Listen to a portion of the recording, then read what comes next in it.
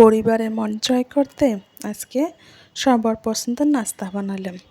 কী নাস্তা সেটা দেখতে হলে ফুল ভিডিও দেখতে হবে।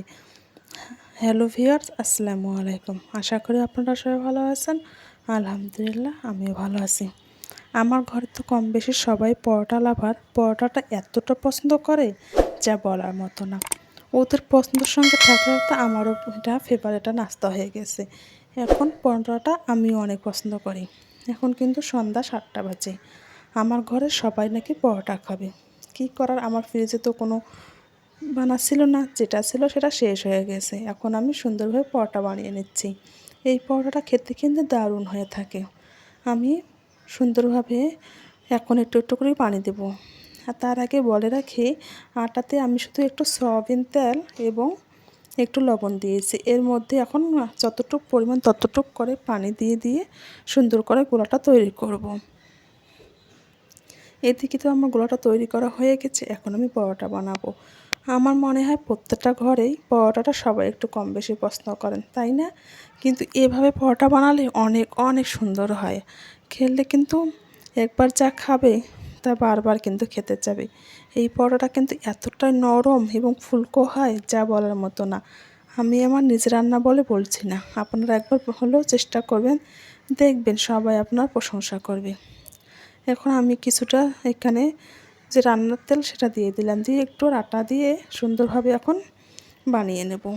আপনারা আমার ভিডিওটা অবশ্যই ফলো করুন, দেখুন, অবশ্যই ভালো লাগবে। ভালো লাগলে একটা লাইক কমেন্ট অবশ্যই করবেন। এভাবে পরোটা আমি বানিয়ে যাকেই খাওয়াইছি সবাই কিন্তু আমার অনেক অনেক বেশি প্রশংসা করেছে।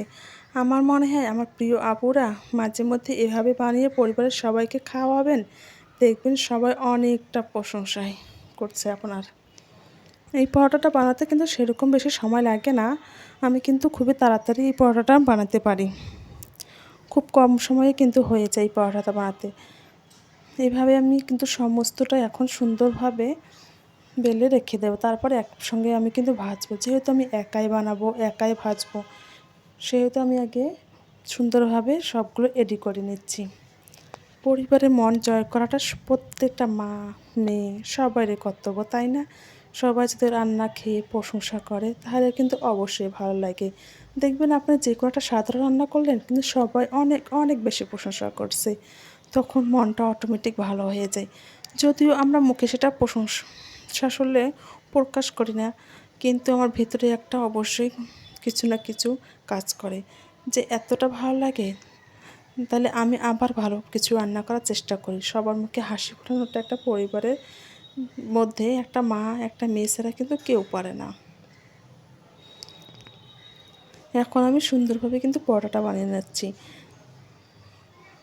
আপনারা প্লিজ একবার হলেও কিন্তু চেষ্টা করবেন, দেখবেন অনেক ভালো লেগেছে।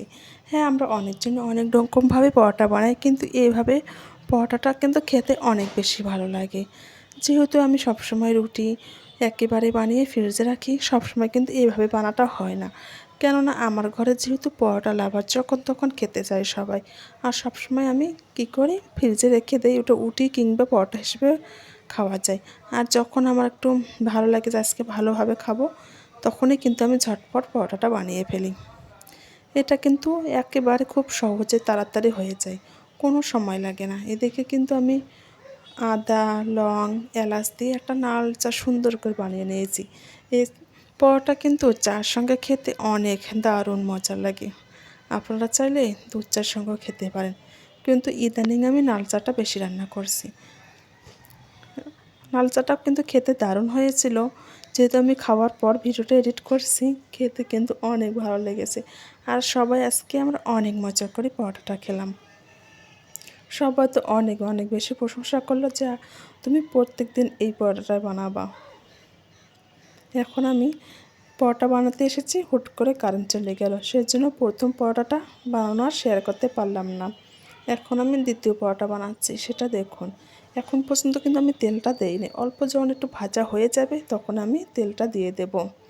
দেখুন কতটা পরিমাণ ফুলকো হয়েছে, দেখলে মনটা ভালো হয়ে যায়, তাই না? আমি তো নিজে নিজের প্রেমে পড়ে গেলাম পরোটা বানানোর।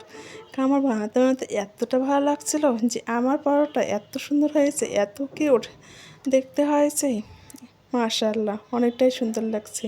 আর আমার সঙ্গে কিন্তু আমার ছেলে দাঁড়িয়ে আছে। ও কিন্তু দেখে অনেকটাই খুশি হয়ে গেছে যে আম্মু এত সুন্দরভাবে ফুলছে। আমরা মা ছেলে কিন্তু এটা নিয়ে হাসাহাসি করছি আর বানাচ্ছি। এভাবে প্রিয় আপুরা আপনারা অবশ্যই চেষ্টা করবেন। দেখবেন পরিবারের সবাই অনেক খুশি হয়ে আপনার পরোটা খাবে এবং প্রশংসা করবে। কথা বলতে বলতে কিন্তু আমি অনেকগুলো পরোটা বানিয়ে ফেলছি। যেহেতু আমি একবারে বানিয়ে নিয়েছি, এখন শুধু ভাজার পালা।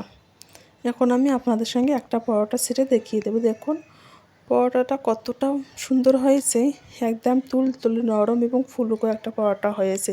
খেতে অনেক ভালো। খোদা হাফেজ, ভালো থাকবেন।